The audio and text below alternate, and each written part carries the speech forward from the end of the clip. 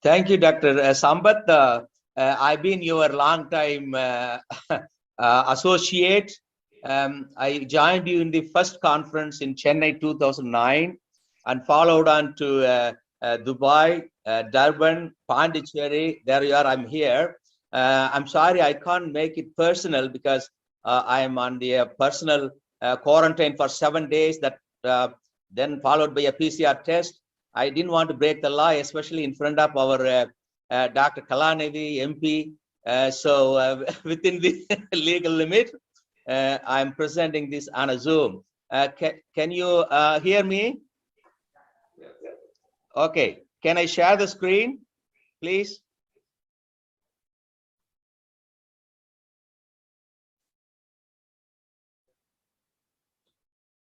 Can you see the slide?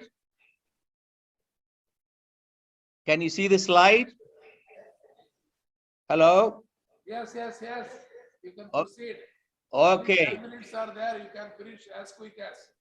Yes. Well, you gave me only 5 minutes in Durban. Today I'm going to take I'm going to take 7 minutes. Okay. Well, I'm Dr. Shanmugaraj, and I'm a practicing urology surgeon in London for last 35 years. And it's a great pleasure to join you today and to say a few words about healthcare opportunities in Tamil Nadu. In the previous talks, I only touched medical tourism and other aspects, which I'm not going to touch today. This is purely, do we need more hospitals in Tamil Nadu? And then if we do, what do you need to set it up? So I just touched that point. Next. Can you pass on to the next slide, please?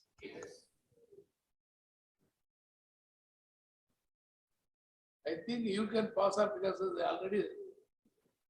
Oh. Screen shared. Okay. Okay. 1 minute. Screen full of controller. Okay. Right.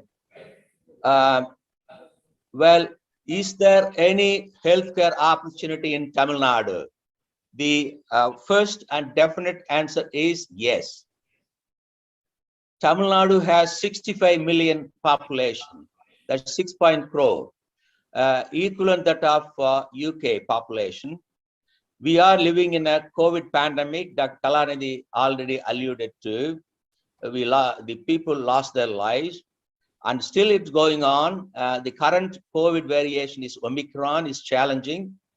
Hospital bed capacity, oxygen capacity, ventilators, they all will be an issue in future. While COVID patients get a priority, the other operations are delayed. Government funding alone is not sustainable, whether state or central government. And there's a room for private investors. So what we do and what is our social responsibilities?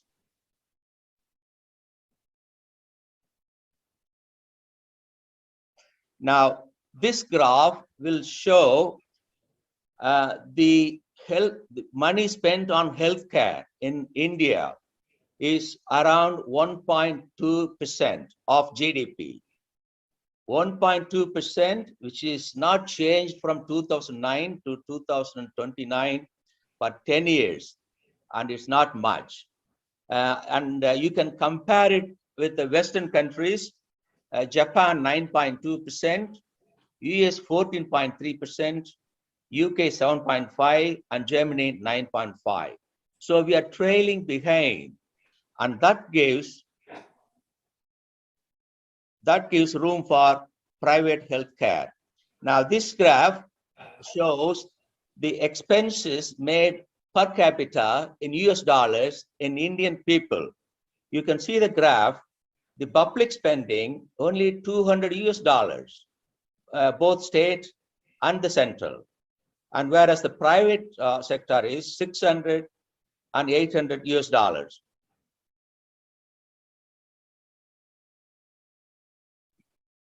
So it is obvious from those slides there is a need for more investment in private healthcare. Let me give you a bird's eye view of setting it up a hospital, which I've been doing for a few years. And what are the government regulations? I'm not going to touch finance here.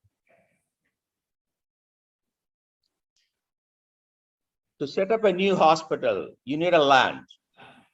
Well, after 2009 conference, I managed to purchase a land in Coimbatore. But then follows the real issue, land conversion, construction permit. So I had a bit of struggle. So I'm still holding on and delaying my comeback to Coimbatore. Then electricity and water permit, sewage system permit, biomedical waste permit, permit to store LPG cylinders and oxygen gas, and licenses.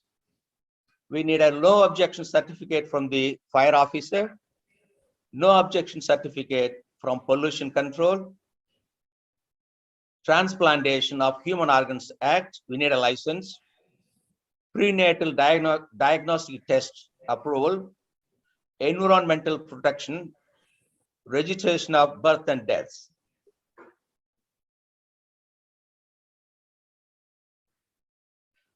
Now, there are some special things. The central government expects the hospital to adopt few basic norms. Then this is a main act which I want to spend a minute. Now, corporate hospitals is considered as corporate setup. It came into existence in 2013 by the sheer hard work of Dr. Pratap Reddy of Apollo Hospital.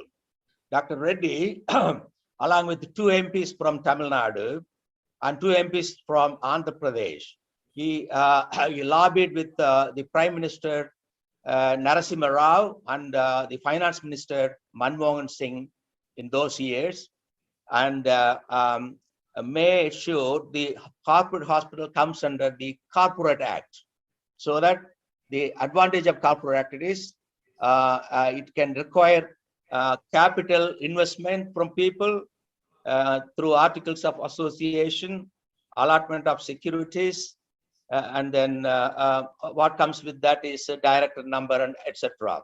So it's considered to be an industry which brings more investment. And then the Indian Medical Council issues specific licenses in state medical certificate, Indian medical certificate is necessary for doctors, for nurses, state nursing certificate. And also we have to be open with the local municipal corporations about their charges, opening and closing times. Then Indian Trade Act, how to use the the name board, etc. Basic norms, pharmacy registration inside the hospital. It also gives opening to have small shops, and then the Food Safety and Standards Authority for the kitchen. And what we lack here, unfortunately, act against vandalism or violence against hospitals, doctors, and nurses. So I'm going to ask Dr. Kalan at the end an appeal. So many bureaucratic steps. So what is the answer? Single window policy. Single window policy is something I heard about it during our first conference 2009 in Chennai from then Minister R.K. Veeraswamy, the father of Dr. Kalanidhi, and he said among NRIs, don't worry doctors, we are bringing single window policy. Anybody wants to set up a healthcare system, you don't need to have a hassle of going all those offices. We will appoint one person, he will work for you. All right, that sounded so nice, but as it happened, second, I heard about it in the Tamil Nadu media, the Deputy Chief Minister Stalin, he said he will bring it into act. Obviously, the government changed and nothing happened for last 10 years. Small players like me, NRIs, it's still a mirage, காணல் நீர். அந்த காணல் நீர் ஆக போகாமல் ஒரு true இமேஜாக வருவதற்கு Dr. Kalanidhi, I would like to make an appeal. Appeal to Dr. Kalanidhi, please make an initiative like Dr. Reddy did in 2003 and try to bring single window policy into existence. And also, so something else I wanted to say, the Tamil Nadu government should facilitate through single window policy to bring expertise from foreign countries, technology from foreign countries, and eventually foreign exchange, and most of all, to give local employment to the local people in Tamil Nadu. I understand that the government has created an overseas Tamil association. With my 40 years of experience in London and my association with Dr. Sambath and all the organizing committee of Madras Development Society, please consider to put me in the committee so that I could work with the single window policy in the Tamil Nadu government and make some progress. Thank you for listening. And this is my email. If somebody wants to contact me, s400raj@gmail.com. The picture you see is the first meeting in 2009, Chennai, and I commend Dr. Sambath for conferring me the old jewel crown of Tamils. Thank you for listening.